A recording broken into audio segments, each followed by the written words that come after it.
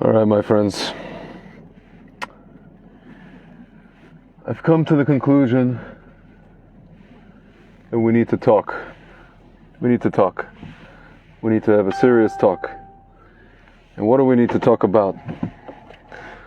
Well, guys, we have a problem. We have a big problem. What's the problem that we have? Okay. You know, guys,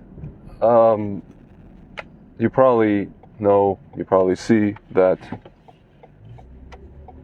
in the last 2 years, we've undergone what some may call probably the biggest shmayop humanity has ever experienced, or the Western world has ever experienced.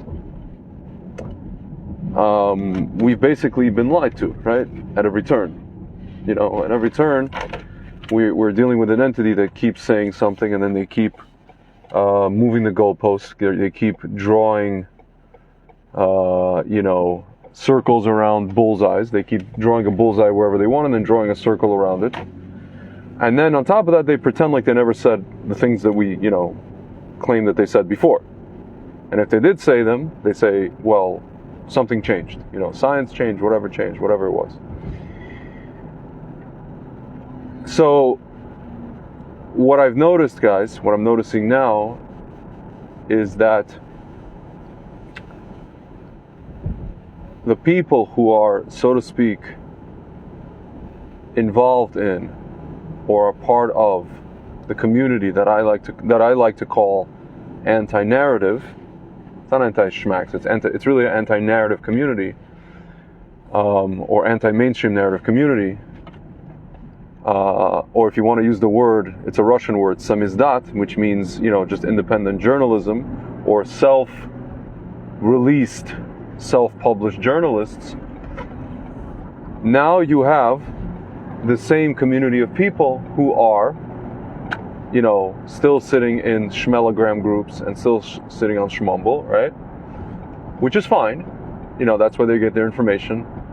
But I'll tell you guys, as a person from the former Soviet Union, as a person who speaks Russian, who understands a little bit of Ukrainian, but I speak Russian and I understand Russian, I will just tell you guys that you guys, when it comes to this situation with Ukraine and Russia, you guys are not getting the total picture. What do I mean by that? You think that, and I don't blame you for this. You think that just because the mainstream media, have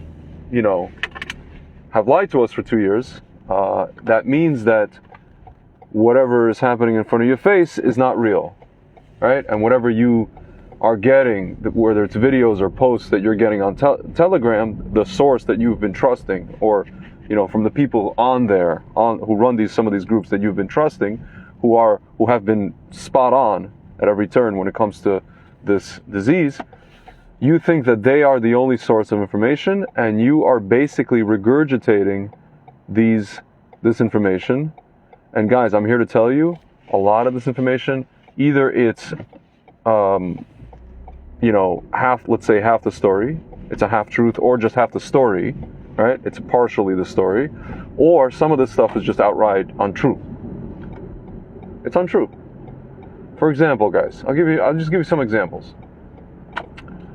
A lot of people claim that Ukraine is a Nazi country. Ladies and gentlemen, I'm here to tell you, guys, I was born in Ukraine. I left it when it was still the Soviet Union. I'm here to tell you, Ukraine is not a Nazi country. It has people in the country who don't like Jews. It has parties in the country which are nationalist parties, which are essentially Nazi parties, right? But by and large, it's not a Nazi country. On top of that, guys, it's not a monolith. It's not a monolith. You have Lvov, just like you have in America. You have the coast and flyover country. I'm just giving you, I'm not saying it's like a direct analogy, but Ukraine is not a monolith. You have Lvov, different sentiments of people in Lvov. from people in Kiev, and then from people in Odessa, and then from people in Kharkov. Every single city, every single region in Ukraine, the people who live there, just like any other country on planet Earth, have different sentiments, have different mannerisms, have different, they speak different dialects of Ukrainian, they have different accents, they have different mentalities, they have different allegiances. It's not a monolith, ladies and gentlemen, right? I will just say, to your credit, guys, to your credit, I don't blame you. For example, I don't blame you for taking some of the stances that you do with regards to, let's say, Zelensky, with regards to, let's say, NATO, right? NATO, as we understand, it's a hijacked organization. It's been hijacked. The West has been, Western institutions have been hijacked by these people, by these. I'm not going to say use the word. I don't want to get banned. It's been hijacked. We understand that. I think that at best, Zelensky is probably trying to just cozy up to them because he has no other choice. He can't cozy up to Putin. He needs to cozy up to somebody. He needs money. And at worst, he's probably their friend, seeing as how he attended their, Shmurl, Shmikonomic Shmorum events and all these kind of things. You could say that Putin might be their friend because he attended their events, but that's a whole different conversation. My friends, just so you understand though, for those of you who are touting Putin, for those of you who are sitting on the sideline cheering on Putin, I'm telling you guys, don't get me wrong. I'm no fan of Zelensky. I actually don't even have a dog in this fight. Ladies and gentlemen, Putin and his propaganda are the other side of the Shmovit coin. Putin is to the Russian people and Putin is to international media as these son of a bitches that have been playing with our heads for the past, I don't know how many, for 2 years basically, at most, or at least, is to us. Ladies and gentlemen, it's two sides of the same coin. He is not here to, so to speak, fight them, my friends. Again, this is something that I'm telling you, and this is something that I'm telling people like, people in my family, right? Do not get into the mindset of my great-grandfather Yankel Pinchas, right? Where our enemy is Stalin, but our friend are the Germans. Or vice versa. Don't say to yourself, our enemy are these guys, but our friend is this guy. Our enemies are Shmorum, but our friend is Shmuten. My friends, these are two sides of the same coin. And I'm here to tell you, you don't have the full information. There are just like you have samizdat, just like you have independent journalist sources on Telegram and other places and Rumble when it comes to the issue that we've been dealing with the past 2 years. There's also samizdat people in Russia who are talking about some of the stuff that you're just not privy to. You're not privy to internal politics of Russia. You're not privy to the internal dynamics between Russia and Ukraine. You're not privy to, just like Shmab has, what's his name? He has a guru called Yuval Noah Harari, Shmarari. Putin has his own guru for his own purposes, okay? My friend is writing, breaking up, born in Canada, my parents born in Ukraine, okay. Against Putin is invading Ukraine. Okay, but I'm just saying, people need to understand, guys, I'm with you, believe me, when it comes to Shmovit, I'm with you. In the Telegram and Rumble and Getter, all that stuff, I'm with you. I've been with you before you were there. I was there before you were there. I was living in Israel. I was seeing it firsthand. I was at the tip of the spear. I was just telling my mother yesterday, I was, living in a place where you could not walk past 500 meters of your own house. They were tracking you. I was living in a sci-fi, bizarro world in Israel. They weren't doing that in America. They were doing that to us in Israel. I was living in that, okay?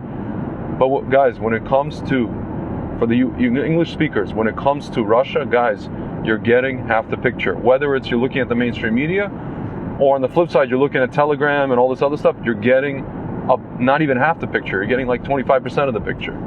You're just not getting the whole thing. You're really not getting the whole thing. That's basically it. You don't speak the language. You don't know the internal dynamics of Russia and Ukraine. You don't really understand. Putin has his ambitions. Yes, he does have his ambitions. He does. You know, whether or not he wants to drop a nuclear weapon, Has v'shalom, on, I don't know, whoever, or maybe go further than, let's say, Ukraine, that's debatable. I happen to think he doesn't want that. I happen to think the people who are speculating that he wants that, I don't think he does. I think just like people say that, you know, people tell me, oh, you're giving you know, this guy, what's his name, Schmab, too much power, too much credit. I think that people are giving Putin's Rebbe, Dugin, too much credit, too much power, okay? And on top of that, I'll say, as a Torah observant Jew, as a person who comes at this from a Torah perspective, what I'm here to tell you is that none of this is meant to happen, meaning he's not meant to drop a nuke on us. He's not meant to, okay? That's a whole other discussion. If anything, a bigger threat is this whole threat of these Nazis who have been trying to essentially wipe us out for the past 2 years. They have. That we understand. My friends, don't fall into the trap of throwing, you know, either accepting the baby with the bathwater or throwing out the baby with the bathwater. And I just want to say, some advice for my Jewish friends. My friends, honestly, we have other fish to fry. While all of this is happening, what's happening, you know, off stage? You know, guys, I was just saying that, you know, when I was a kid, I mentioned this before, when I was a kid, I was, you know, if I ever attended a magic show, right? When most of the kids were looking at the magician or whatever the magician wanted them to look at, what was I looking at? This is since I'm a kid. What was I looking at? I was looking at everywhere but at the magician. I was looking at all different parts of the stage. I was looking at the audience. I was looking all over the hall. I was looking for the cues and the mechanisms of misdirection. My friends, right now is a big misdirection job. What is it? The Schmeiser documents were released on the same day that the war started. What's another misdirection? What's another thing we're not supposed to look at? The Iran negotiations. Nobody's looking at that. Guys, while you're busy looking at Shmukrain, Putin, Iran is a bigger, in my opinion, problem. It's a bigger problem, right? It is a bigger problem. There's no arguing that. Just one sec, guys. I want to make sure I don't, okay. No problem with the keys here. I love these cars with the, you know, the key you have to find so you can start it, these new cars. Guys, just speaking of which, you know, you realize that, like, if somebody, you know,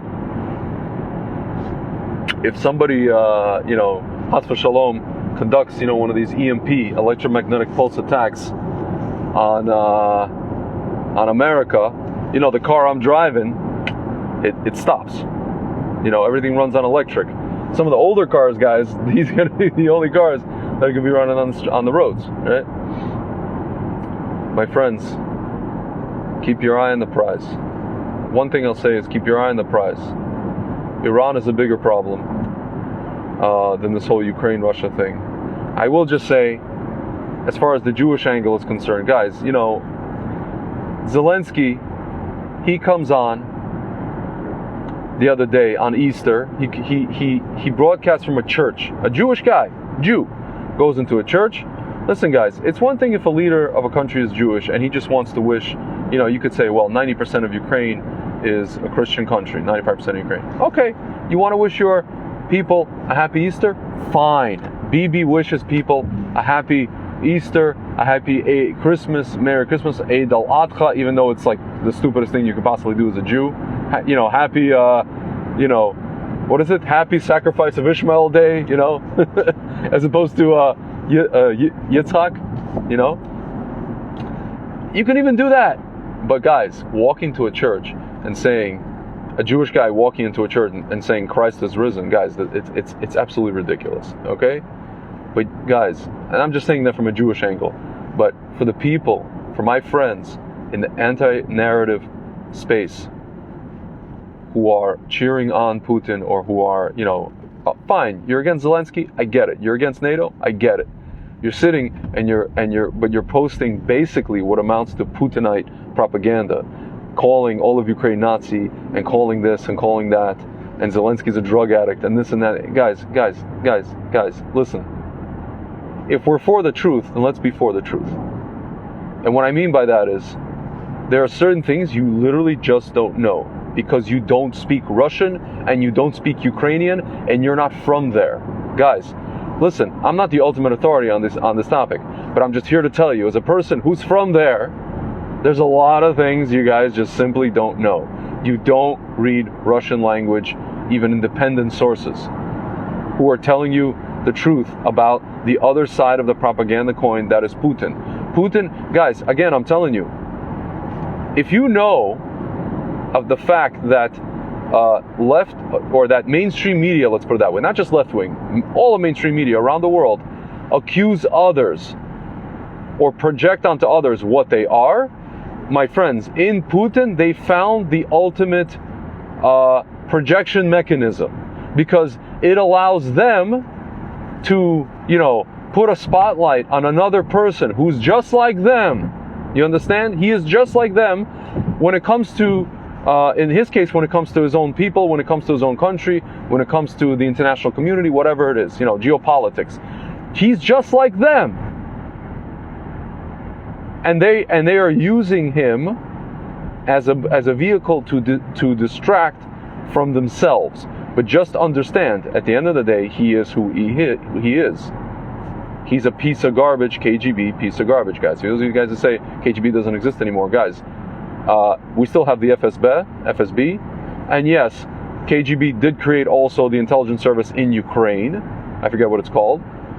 But guys, this guy is a KGB. Once a KGB guy was a KGB guy. He's going to continue to do whatever he does. Guys, you have to remember something.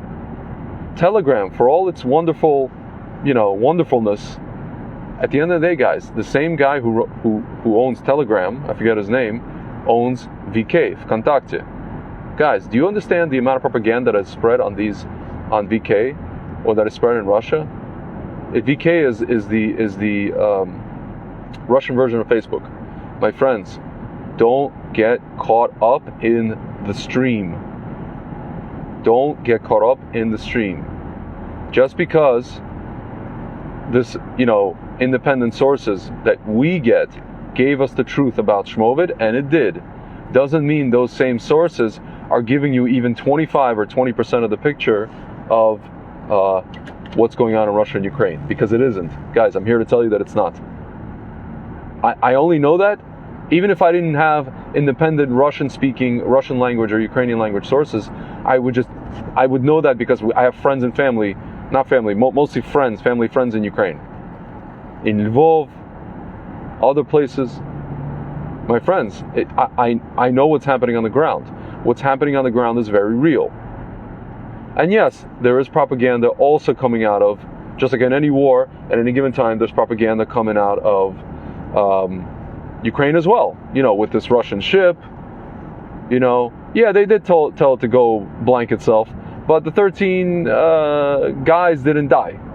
It was just a hero story. Just like, what's the other story that with the the what is it called? No, the Ghost of Kiev. Or as my friend likes to say, the plumber of Kiev, Super Mario. Like, guys, there's going to be propaganda on both sides of a war. Yes. But my friends, do not get caught up in streams one way or the other. You need to understand, Putin is the other side of the coin of these World Economic Forum people. They're two sides of the same coin, just like Stalin and Schmittler. And those Schmittlers are using Putin as just a projection mechanism, as a diversion mechanism to divert away from the way that they are, which is exactly the same as him. That's it. My friend is saying, Hadass is saying, please tell your followers to turn on your live notifications so they don't miss your lives. Yes, my friends, for next time, I'll post this, I guess, and then I'll post it on my personal page. I'm going to do that, guys. Turn on your not live notifications so you don't miss my lives, because as of now, I guess until, somebody takes over Facebook, somebody like similar to a Musk takes over Facebook, my page is still on the poop list of Facebook, and not everybody gets a notification when I go live or when I post something. Anyway, guys, that's what I wanted to talk to you guys about, because I feel like people are just I talked to some of my friends in the anti-whatever community, narrative community, and they're just like blurting out things they don't know what they're talking about. They don't know what they're talking about. Yeah, some of the things they say about Zelensky are true. Some of the things you say about NATO are true. But when they're talking about Ukraine as a whole, when they're talking about certain things about Ukraine, certain things about things that which you guys, you don't know anything. You don't know a lot. You don't know a hell of a lot. What you know is what you're being fed in Telegram groups. Yeah, a lot of the stuff when it comes to Shmovit is right. It is right. It's been proven to be right. Okay. See, it says my friend saying they're all on the same team. Only Mashiach will save. This is what I'm telling my friends and family, that you have to look at everything from a Torah perspective. You have to look at this first of all and realize that this is just, Edom versus Edom. Edom is supposed to destroy itself, and then it's supposed to fight Ishmael, right?